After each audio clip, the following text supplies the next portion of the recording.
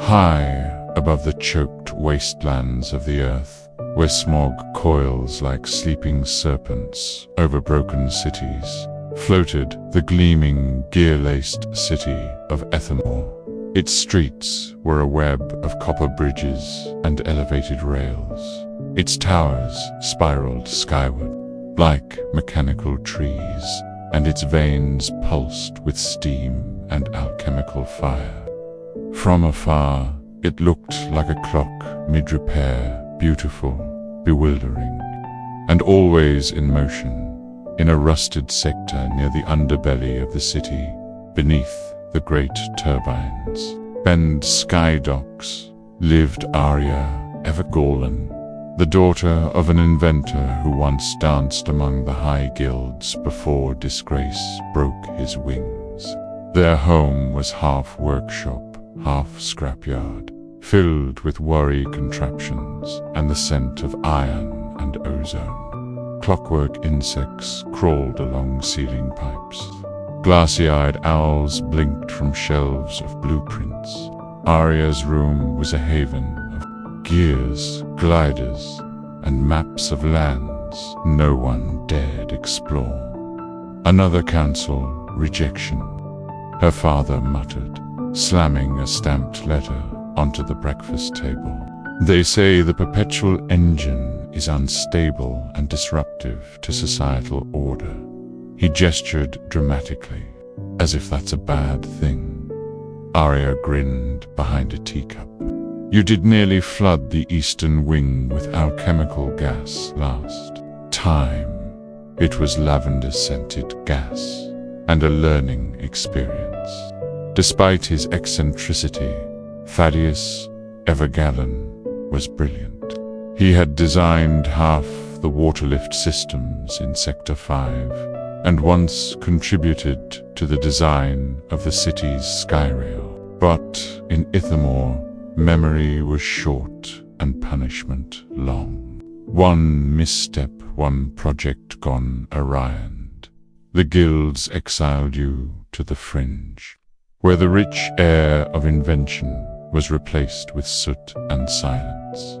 But Aria never let it stop her. We'll finish the prototype, father, she said, adjusting her welding goggles. We'll show them progress doesn't have to be neat or noble. It just has to move. And what if they ban us entirely? Then we fly. Thaddeus raised an eyebrow. You mean the glider you haven't quite finished? Aria only smiled. She had never fit the mold of Ithamore's upper world, too curious, too outspoken, too unwilling to marry into a guild family, just for access to their labs. Instead, she scavenged the old districts, listening to whisper servers and chimney kids who spoke of a haunted estate beyond the storm wall. They said a clockwork ghost lived there. Others called him the beast of Brassmere. Most believed it nonsense. Aria wasn't so sure. The next morning, Ithamore groaned awake under clouds of brass-colored fog. Fog like this wasn't natural. It rolled in from the outer reaches, thick, with static and machine-borne spores that made street lamps flicker and clocks lose seconds. Most citizens stayed inside during fog days, but not Thaddeus Everglen. I have a meeting, he said as he adjusted his patched cravat, a real one this time. Councillor Forge requested a private demonstration. Aria looked up from a tangled coil of wire. You're certain it's not a trap? I'm a harmless old inventor, he said with mock innocence. What could they possibly want from me besides my genius? She narrowed her eyes. I don't like it. Not with all the rumors about missing inventors lately. Rumors, he scoffed. Whispers from soot-wellers and scrap barons. I'll be back by dusk, darling. He patted her shoulder and vanished into the fog with his briefcase humming faintly. Hours passed. Then night fell, and Thaddeus did not return. Aria waited until midnight. When the clock in their sitting room chimed with a hollow clang, she knew. Something had gone wrong. She dashed to the console mounted beside her father's glider design sleek, beetle-winged, powered by a dual etheric engine. Bisons. But it wasn't finished, but it would have to fly, in less than an hour. She had soldered the rudder linkage, adjusted the fuel-to-steam ratio, and stuffed a compass and a collapsible telescope into a satchel.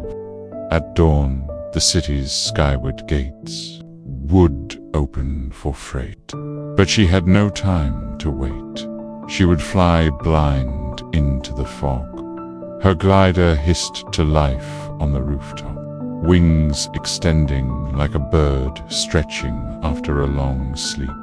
Aria strapped in, heart pounding. She keyed in the elevation rotor. With a blast of hot steam, the machine lurched, whirling, groaning. But it held. The towers of Ethermore dropped away beneath her.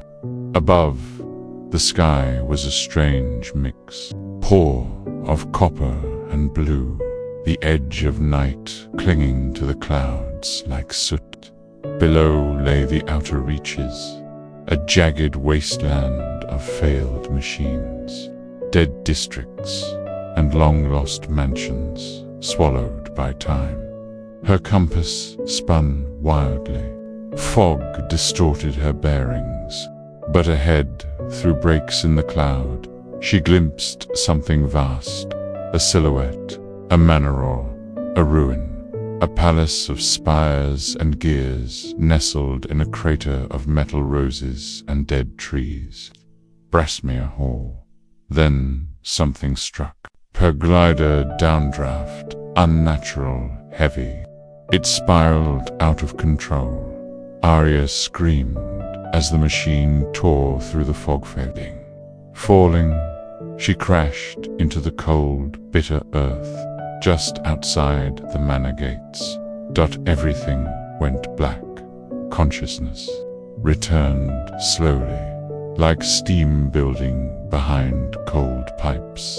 Aria stirred, her limbs aching, head throbbing, and smoke stinging her eyes. The glider lay in shambles, one wing cracked, fuel chamber hissing. Miraculously, she was alive. Above her, towers loomed like the vertebrae of some sleeping giant. Vines made of copper wire strangled cracked stone columns. Clockwork birds, silent and rusting, perched along rails twisted with age. A single spire at the center rose high into the fog, its top crowned by a massive mechanical rose, its petals dented, blackened, and still Brassmere Hall. Her heart pounded. She stumbled forward on scraped knees, dragging her bag behind her. The manor gates stood crooked, one hinge screaming as wind pushed it open just enough to allow her passage. Beyond lay a courtyard overtaken by mechanical foliage. Metal ivy clung to walls, and flowers made of cogs and tiny pistons swayed gently, responding to her presence. "Father," she called out. No answer.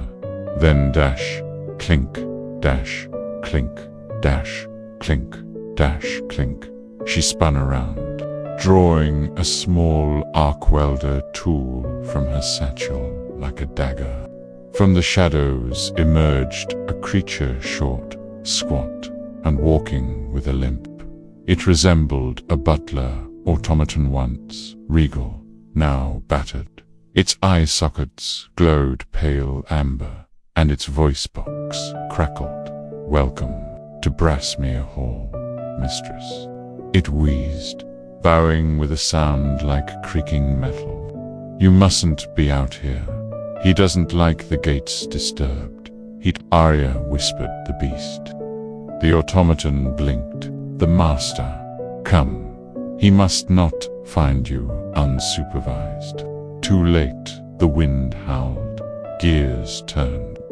Somewhere, a bell tower that hadn't rung in years let out a single, hollow note, and from the shadows of the grand staircase, a shape emerged, cloaked in tattered finery and machinery.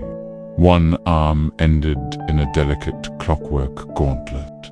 The other was bandaged in bone-black silk. His face, what little of it was visible, was part mask, part man, and part brass. You trespass, came a voice both resonant and fractured. Aria took a breath. I'm looking for my father Thaddeus Everglen. He came here or was taken here. You have 10 seconds, the creature said, stepping closer, his boots grinding gravel underfoot, to turn back. The hall is not a sanctuary, and I'm not leaving without him. They stood facing each other in the eerie light of the broken moon. Something shifted in the beast's gaze. Then stay. Inventor's daughter, he murmured. But understand, no one leaves Brassmere unclaimed. The doors opened behind him, all on their own, and the hall swallowed her whole. Brassmere Hall was a palace of haunted splendor.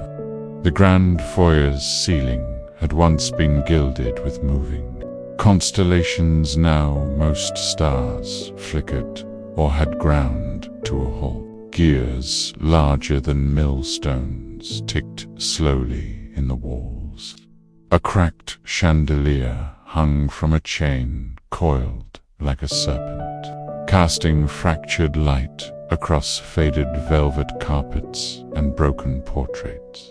Aria followed the beast in silence, her footsteps muffled by thick dust and her eyes never leaving the intricate mechanisms embedded in every inch of the architecture.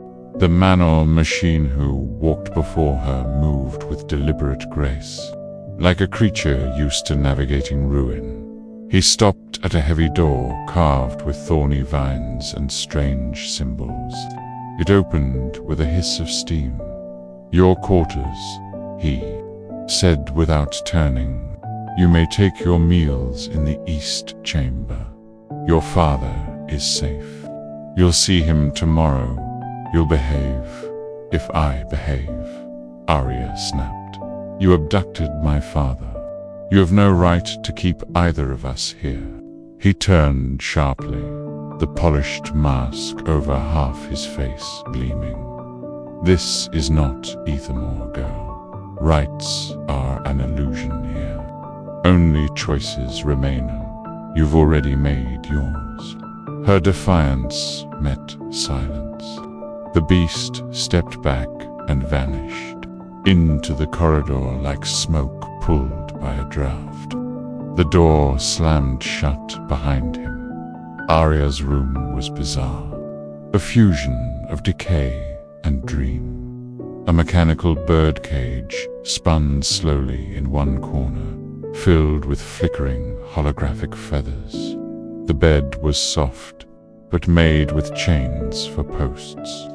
A clock embedded in the far wall ticked backwards, and on the windowsill, someone had left a rose, not a natural bloom, but one forged from brass and copper filigree, each petal engraved with tiny mathematical symbols. It pulsed faintly, as if breathing.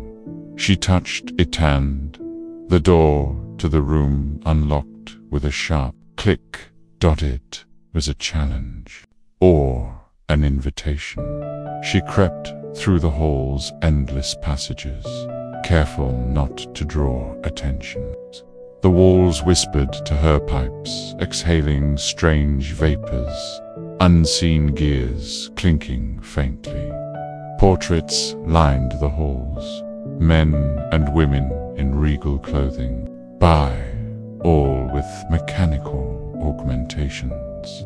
In one, a young man stood beside a girl with a laugh frozen mid-motion. The man's eyes, though painted, looked eerily familiar. She descended a spiraling lift made of chain-linked gears, its control lever shaped like a skeletal hand. At the bottom, she found the east chamber. It was a dining hall, long abandoned, now lit by broken candelabras sputtering with blue steamlight. At the far end sat the beast, alone at a massive table, eating something that looked more like paste. Then food. You didn't run, he said without looking up. I don't run from puzzles, she replied, seating herself across from him. He glanced at her for the first time, truly looked. She saw the pale blue eye beneath the mask and the scarred cheek beside it. There was pain there, and something else, curiosity. Why are we here? She asked. Why this trap of a mansion? Because I built it, he said, and now it refuses to let me leave. For 3 days, Aria remained in Brassmere Hall. She rose each morning to the soft ticking of the backward clock, ate silent meals under sputtering steam lamps, and wandered deeper into the mansion's strange heart. No locks stopped her not since the moment she touched the rose. It was as if the hall recognized her or remembered her. At night, she dreamt of grinding gears and voices humming in binary. The beast whom she had yet to call anything else watched, purr with the wary patience of a machinist examining a faulty cog. He never threatened her again, but neither did he welcome her. Their conversations were sparse, uneasy things like pistons clanking in uneven rhythm. Why don't you leave this place? She asked him once, in the hall's overgrown conservatory, where mechanical vines twitched in their sleep. I tried, he said. The hall doesn't allow it. Then destroy it. I can't. I built the heart that powers it. It responds to pain, memory, and purpose. I gave it all 3. Now it binds me like a promise. On the 4th morning, she found a new door open, a tall archway that led into a massive library, but not the sort she'd ever seen before. Books sat side by side with memory cylinders, projection orbs, and scrolls written in mirrored code. A globe hovered in the center of the room, displaying a slowly spinning map of pre-collapse Earth with forgotten countenance, extinct trade winds, banned cities now lost to smoke and silence. Welcome to the archive, said a voice behind her. She turned. It wasn't the beast. It was a hovering raven, gleaming and brass-feathered, with a monocle screwed over one luminous green eye. You talk, of course, the bird replied with a clipped accent. I'm called Rook, the master reassembled me years ago, though I must say, his calibration of wit circuits is regrettably minimal, and you serve him. I serve Brassmere, Rook corrected, fluttering to perch on a winding shelf. The house was once a marvel of living architecture. Now it is mostly grief and ghosts. But you are something new. Aria stepped toward a towering bookcase. Do you know where my father is? Held in the north wing. Protected, alive. But the master believes knowledge must precede reunions. She narrowed her eyes. He wants to teach me something before I see him. Rook clicked. No, dear girl. He wants you to discover what he could not.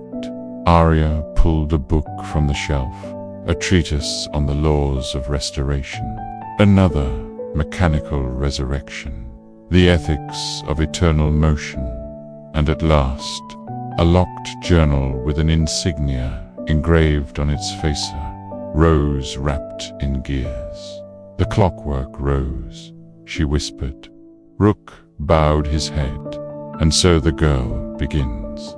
Her descent, the journal's lock, was intricate clockwork upon clockwork. Its key not a physical tool, but a sequence. Aria ran her fingers over the grooves, frowning. Hidden teeth along the spine shifted slightly when pressed in a certain order. She could feel the pattern like a song she almost remembered. After an hour of careful pressure and mechanical intuition, the journal gave a soft click and opened. Inside was a name, Lord Caelum Mero. Aria's eyes widened. Mero was an old bloodline of vanished house with high ties to the Royal Science Guilds before the fall. They'd disappeared decades ago after a scandal involving forbidden experimentation with soul-binding and machine-flesh fusions. The guilds declared them exiled and erased.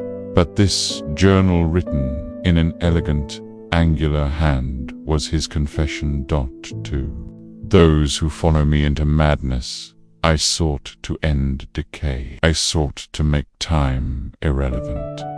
I thought to trap mortality in golden wires, but the heart does not obey gears. It resists. I built Brassmere Hall as both sanctuary and crucible. The Clockwork Rose was my masterwork, an engine not of motion, but of memory. It requires a soul to activate, a willing solor, one claimed by pain.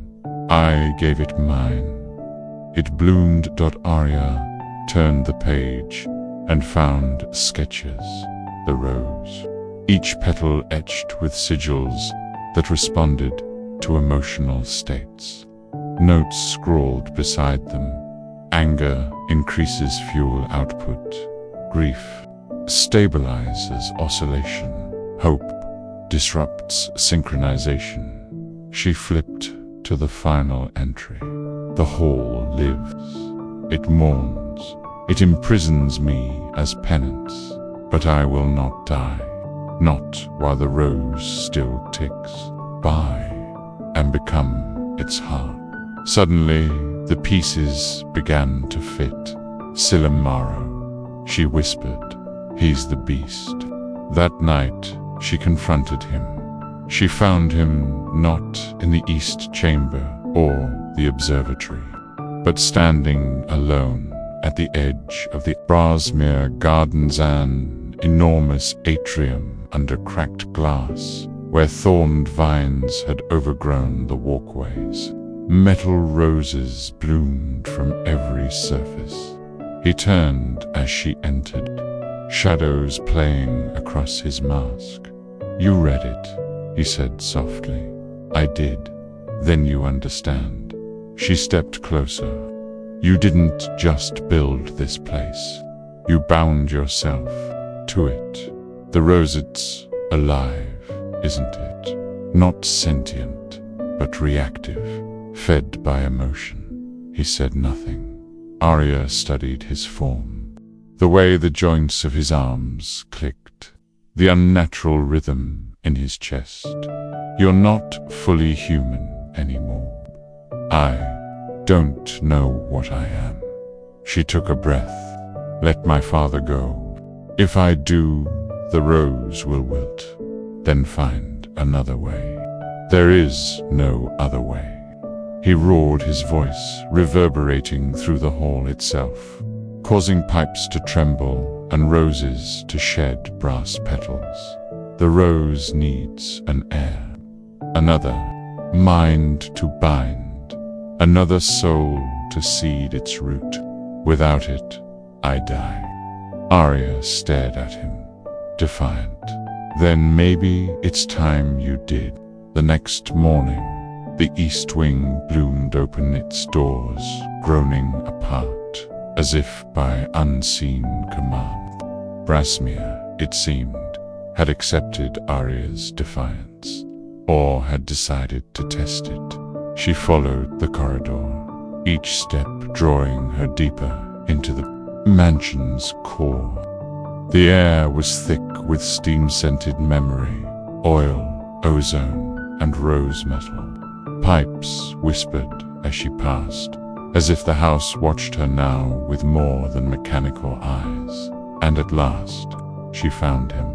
Her father, Thaddeus, be-seated in a glasswork chair, surrounded by hundreds of cables. A crown of delicate wires curled over his temples. He looked aged beyond his years, but alive, breathing, lucid, eyes half shut, as if dreaming. "Father," she gasped, rushing forward. He stirred weakly. "Aria," she knelt before him. "I'm here. I'm getting you out." "No." His voice cracked, too soft to bear the weight of his worry. "You don't understand. The rose. It's not just Caelum's curse anymore." "What?" he struggled, eyelids fluttering. "It binds. Not just one mind, but two. Every heir must pass on the burden or feed it. It's been searching for one like you." She recoiled. "Me?" He nodded faintly. "Your bloodline, your mind. It called to you the moment you entered the hall. That's why the locks open. That's why the rose breathed for you." Aria felt her stomach turn cold. "You're saying the hall wants me to take his place? To free me?" "Yes," he whispered. "But it will cost you your freedom, your humanity."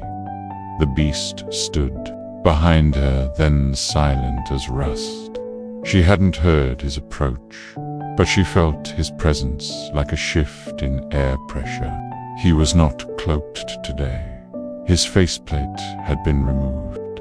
The right side of his face was still human-scarred, but expressive. The left was entirely brass and bone, joined at the temple with shimmering fiber thread, a fragile elegance to his ruin. "I didn't want this," he said, "but you let it happen. I've been trapped longer than you've been alive. Then end it." He paused, a flicker of guilt or weariness crossing his features. "If I do, your father dies. The hall collapses. The rose burns itself out. All knowledge, all memory inside. Gaunt." Aria stared at her father, at the crown, the wires, the sheer weight of it all. And she understood the rose wasn't just a prison. It was a library of lives. 1,000 minds, maybe more preserved, compressed, living in circuits and steam, a consciousness archive. To destroy it would be to end untold generations of knowledge. To feed it meant becoming its next guardian.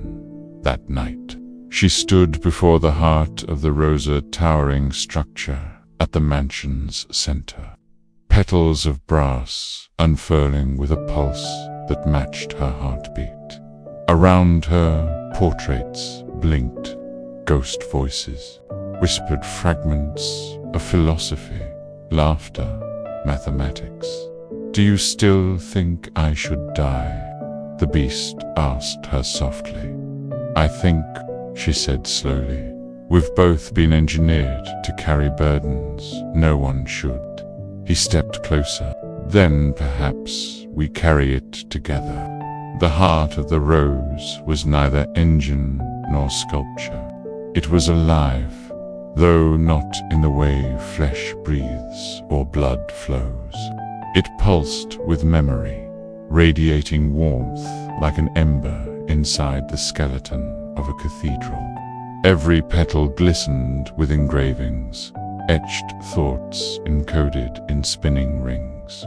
Every thrum of the core was a heartbeat borrowed from those it had consumed and preserved. Aria stood before it, eyes wide. The beast was silent beside her. "I don't understand," she said finally. "If this is a vault of consciousness, then why trap people here? Why not let them choose?" He lowered his gaze. "It wasn't meant to trap. It was meant to save. My family believed that intellect was sacred. We thought we could preserve the best of us, engineers, poets, dreamers before time, or could steal them." He touched the edge of the heart. The petals stirred. "But every vault needs a keeper," he continued, "and the keeper must remain tethered, alive, feeling. Otherwise, the memories rot." Aria's voice was quiet. "And you've been pet keeper for decades, maybe more.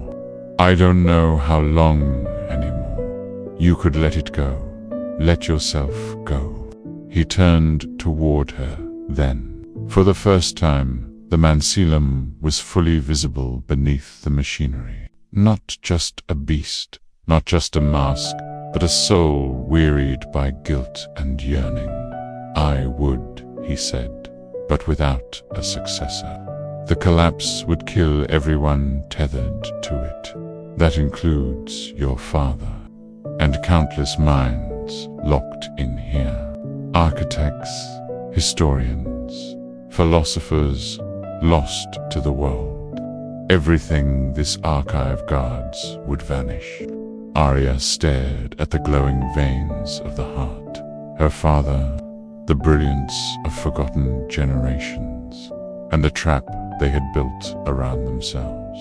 "So, those are my choices," she said, voice thin. "Walk away and lose them, or bind myself here forever." "No," Caelum said softly. "There is a third way." She turned sharply. "What?" He stepped forward, and for the first time reached for her hand. "I've studied the rose's architecture for years.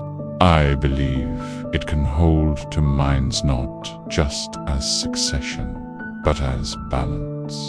One old, one new, two halves of a single tether." Aria's breath caught.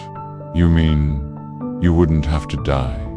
"No," he said, "but I wouldn't be alone anymore." That night she stood before the crown. The tether crown, formed of gold and luminous wire, hovered in its chamber, humming faintly. Beneath it, her father rested in his cocoon, breathing steady, his connection stable. She looked once more at Caelum now, more man than monster in her eyes. He was afraid, and somehow that gave her strength. "I'm not doing this for you," she said. "I know. I'm doing it for them. My father.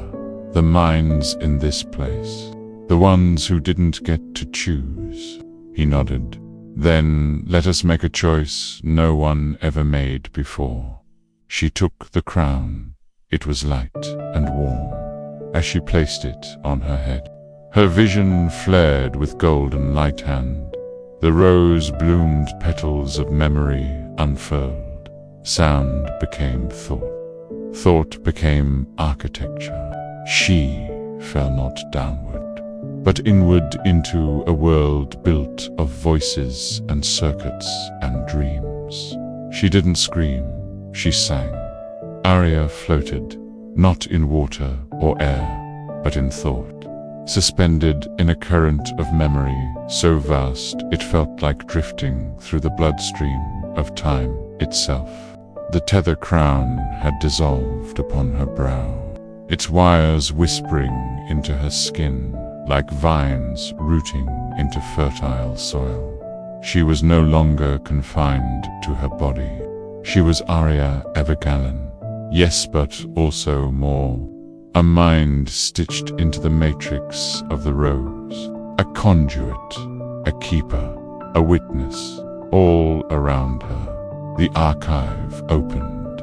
She saw them. Thousands of minds, not consciousnesses like ghosts. These were preserved identities, fragmented and sleeping, tethered gently in a web of harmonic algorithms. Some stirred at her presence.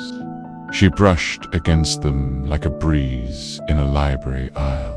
A woman with violet eyes and copper fingernails whispered ancient poetry in forgotten dialects. A machinist with laughter in his voice explained how to craft a memory circuit to a song. A child recited theorems that made her weep. She could feel their shape, their texture, not just knowledge, but personhood. Each one a life suspended in time, waiting not for rescue, but for remembrance.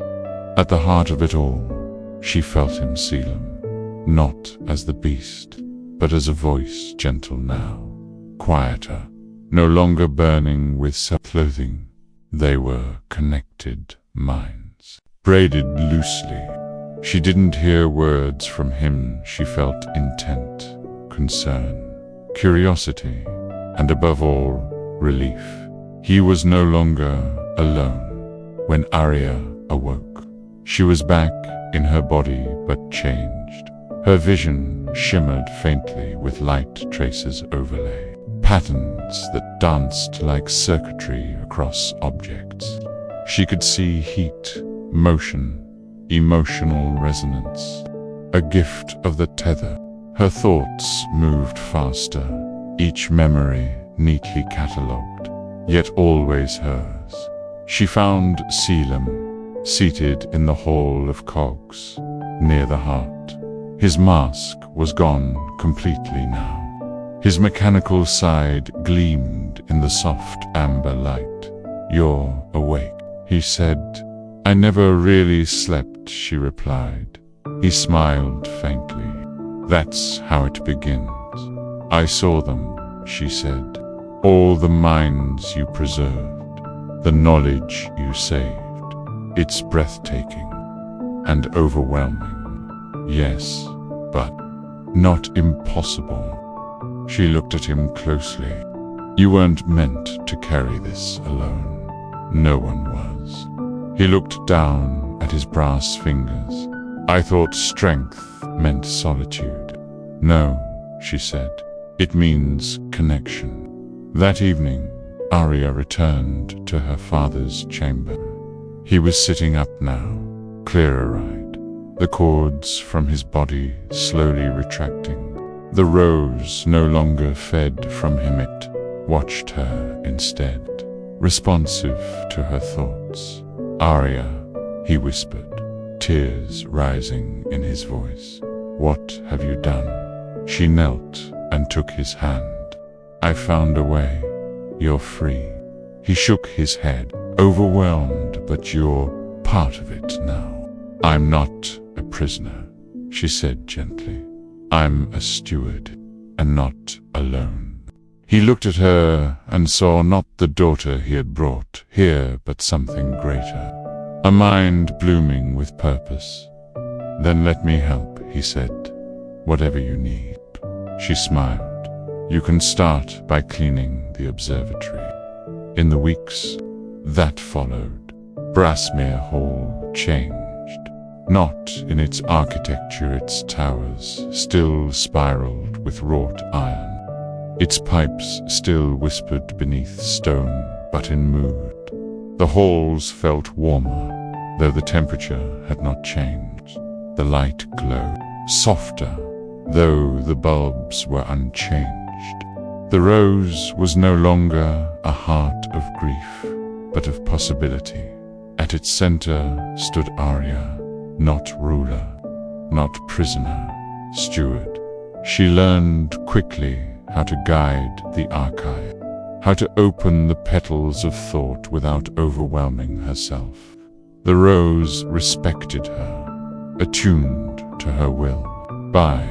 It whispered dreams to her, sometimes memories of civilizations lost, of maps no longer drawn, of voices whose names had faded from the world. With Caelum, simply Caelum, again she explored every wing of the mansion. Together they restructured the internal systems, balancing the rose's intake of memory. They wrote new protocols, embedding consent, peace, choice into the design. No more bindings, Aria insisted. No more tethers by force. The rose agreed. The petals shimmered gold. Her father recovered slowly. The process of decoupling his mind from the archive had left Scar's mental fog, gaps in memory. But Aria sat with him every night, recounting stories he'd once told her as a girl. They planted a small garden in the conservatory, real vines now, slowly taking root beside the old mechanical ones. Life beside legacy. Sometimes other minds in the archive would surface briefly, safely. A scholar of old-world engineering appeared in a projection dome, teaching Aria and Caelum how to restore defunct automata. A philosopher from the skyborn cities debated ethics with her for hours. A child's laugh, preserved centuries ago, echoed through the library and made them all weep. Not ghosts, not fragment, continuing. And then one day, a knock came at Brassmere's outer gate. It was a courier, soaked from rain, carrying a rusted satchel and a question in his eyes. "I heard," he said, hesitant, "that there's a place here where stories live." Aria nodded. "There is." The man looked around the steely landscape. "My grandmother was an engineer before the collapse. She wrote journals. No one left to read them now." Aria smiled. "There will be." She opened the gate. Months passed. Brassmere became more than a house. It became a haven. Inventors arrived, bearing lost scrolls. Poets brought coded verses from shattered towers. People came with pain, memory, opened for the first time. They were not consumed, but welcomed. The rose accepted stories, not lives. It grew not in hunger, but in purpose. Caelum, freed from endless solitude, found peace in guiding others. He smiled more often. Sometimes he even danced, albeit awkwardly, beneath the vast dome of the ballroom. His brass limbs clicking in harmony with the music Aria composed on an old Geardash harp. One night, standing on the terrace overlooking the misty gears of the moorland, Aria turned to him. "You once said the rose was born of pain," she murmured. He nodded. "I remember. But now it grows from joy." Caelum looked at her, eyes bright with something long dormant. "It grows from you." She laughed softly, wind brushing her hair. The stars above flickering like old senses waking from slumber. "No," she said, "it grows from us, from every voice we remember, every life we honor." This, she gestured to the hall, the gardens, The sky, this is what memory is meant to do. She turned to him, to build, not to bind. And as the wind swept across Brassmere, the clockwork rose turned its petals toward the future and bloomed anew. Years later, children ran laughing through the brass-wrought corridors of Brassmere Hall. They darted between copper sculptures and gear-driven fountains, their boots clanging against the floor tiles engraved with ancient name. A soft, mechanical bird perched on a pipe above them, warbling a tune first composed 2 centuries ago. The hall was no longer cloaked in legend. It was open, a school, a sanctuary, a living archive, a place where minds came not to sleep, but to share. In the central atrium, the heart of the rose now rose even taller, its petals broader, etched with thousands of new names, each a voice, each a choice. Surrounding it, the memory gallery shimmered with projections of lives preserved not to be worshipped, but remembered, discussed, debated, continued, and at its core she remained, Aria Everglen, the youngest keeper, the first who had chosen the crown freely. Her presence was woven through the rose, not as a ruler, but as a guide. Her body aged, yes, but her mind danced through the archive like wind in a garden. She could still laugh, still cry, still walk, pay the halls in person. The tether no longer consumed, enhanced. Caelum remained by her side. Fewer gears adorned his body, now many replaced with organic synthweave. He was, for the first time in decades, growing younger. The curse had unraveled under their shared care. The beast had become a man again, shaped by patience, healing, and partnership.